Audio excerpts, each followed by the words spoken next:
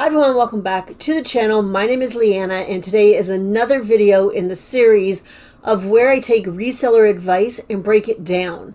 Number one, to sort of maybe understand it a bit better, but more importantly, to see if it actually works for our business models.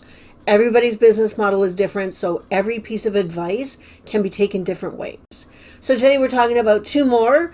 Number one is the right buyer will come along. And the other one is, if you are making profit, take that offer. Now, again, on the surface, both pretty good pieces of advice, not bad at all. But let's dig a little deeper.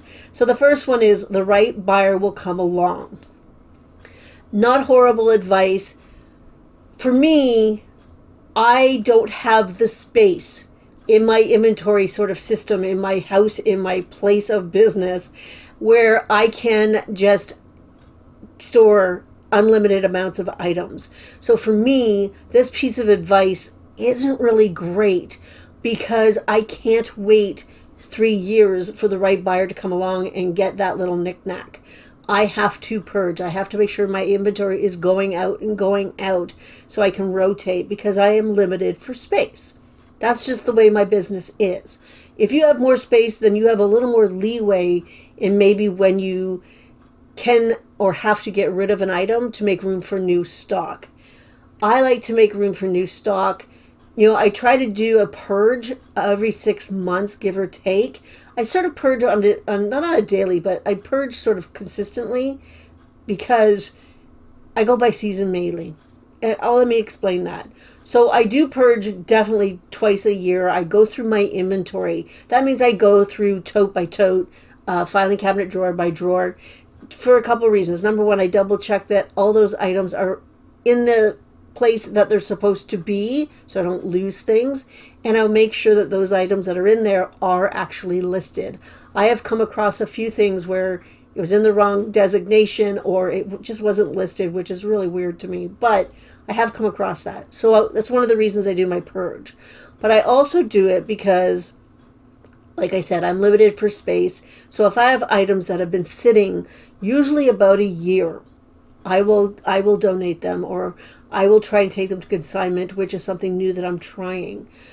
I do sort of look at it. For instance, I just did a purge January, February, and I didn't purge spring and summer items because I figured they can have another season. Let's see if they sell.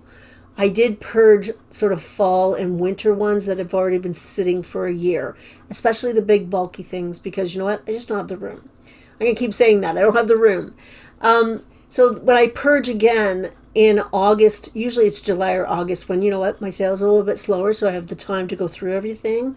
I will then start to purge the spring and summer that have been sitting for 2 springs and 2 summers, so over a year. I will start to purge those as well, because I am a firm believer that if it has not sold in 2 sort of rotations of that season, so like you're talking a full year from summer to summer, spring to spring, it's not going to sell.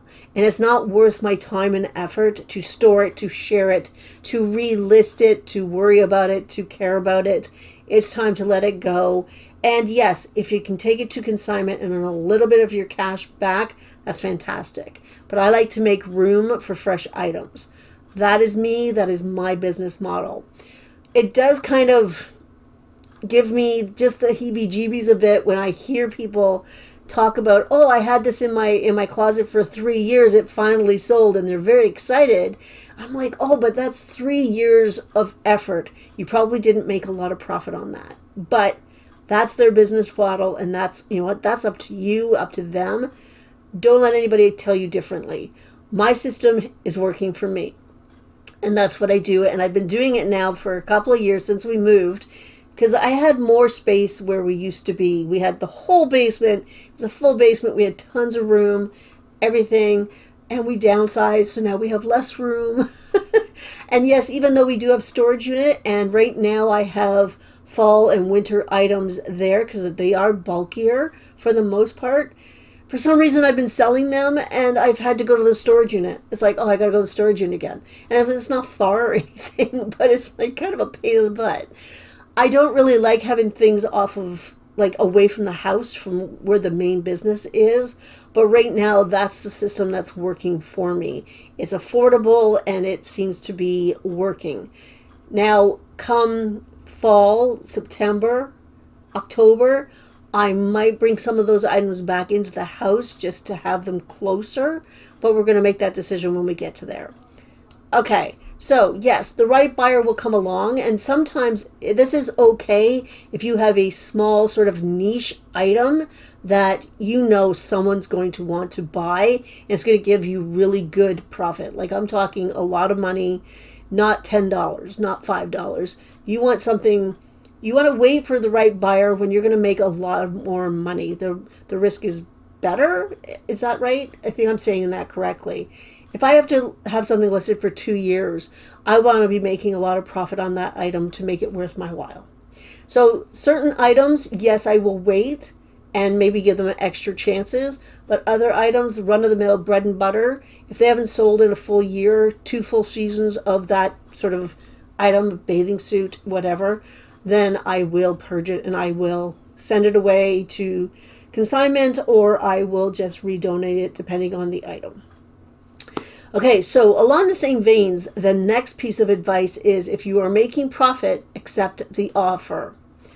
I kind of agree with this. I agree with this in a general sense, for sure. I think there's too many times that we get into an offer, counter-offer situation, and we get really close and we're stressing out over a couple of dollars. And if you're really close, and I'm going to say within $10, depending on the item, of course, you got to think then, okay, how much profit am I actually getting? Or if they come up to mine, what's the difference? Like if I'm selling something and they offer me $20 and I want 30, and I mean, the difference in those two numbers aren't a lot. Now, sometimes I want them to come up to 25. Just come up to 25, gives me a couple extra bucks, but I also don't stress about it. If that item has been sitting for quite a while and there hasn't been a lot of interest, then absolutely I will take that lower offer because I'll still be making profit. It does work sometimes. On brand new items, in the sense that they're new listings, I don't take just any offer, even if I am still making profit.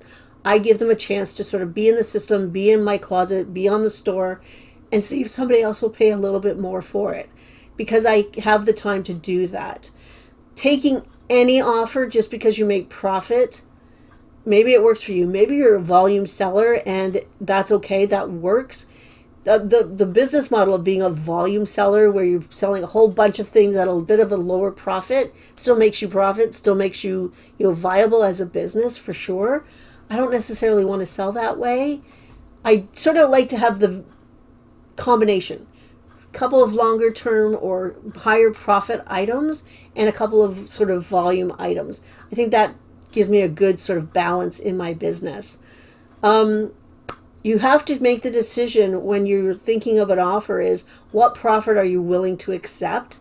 And that's something that can change from the time that something is listed.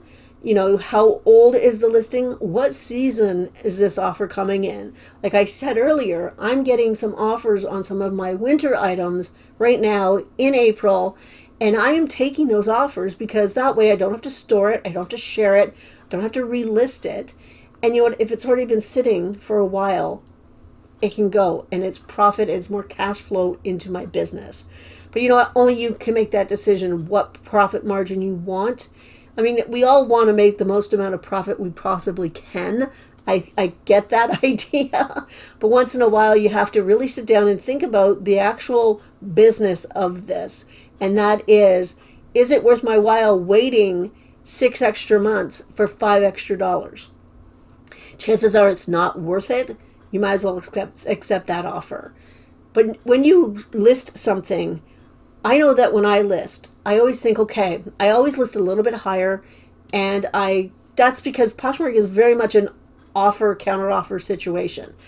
But I do list a bit higher to give me that wiggle room to send offers, to accept offers, and I usually have a good idea in my head what I want to accept for that item in a general sense. So offers don't, surprise me. And, sometimes I do get low offers, and we've talked about that before, where I'm like, can they just come up just a little bit more? Just that smidge. It would just make me feel better. But then I got to sit down and think, no, it's okay. It's in the long run or at the end of the day, we're only really talking about $2 or $3 extra in my pocket. And sometimes that's just not worth the aggravation. Sometimes it is definitely worth just taking the offer if you're still making profit. But again, only you can make that decision. The same as the right buyer will come along. Only you can do that. It's your business model. Look at how much space you have. Look how much inventory that you have coming in and how much it's going out. And sometimes that cash flow really helps your business out. So waiting for the right buyer is okay if you can afford it, if you can afford the time, if you have the space. But you know what? Sometimes if you have a lower offer on that item, you might take it because the profit is cash flow, and that's really good. Yeah, that's about it for today. I don't know why I said Anyway, that is it for today. This is going to be up tomorrow on Tuesday. I'm doing this Monday morning. I did a short this morning talking about motivation because, you know what, I actually got dressed. It was 7 o'clock in the morning. I'd been up since 4 because I'm crazy. But I got dressed, like really dressed, and I felt good about it. I'm filming this, so it's part of my things to do today. I'm going to take some photos. I'm going to prep some items. I have some errands to run. And it is an eclipse day, so it is the eclipse day. And I am looking forward to sitting on my front porch and soaking it all in. Anyway, I hope everybody has a fantastic week. I will see you back on Friday. Bye.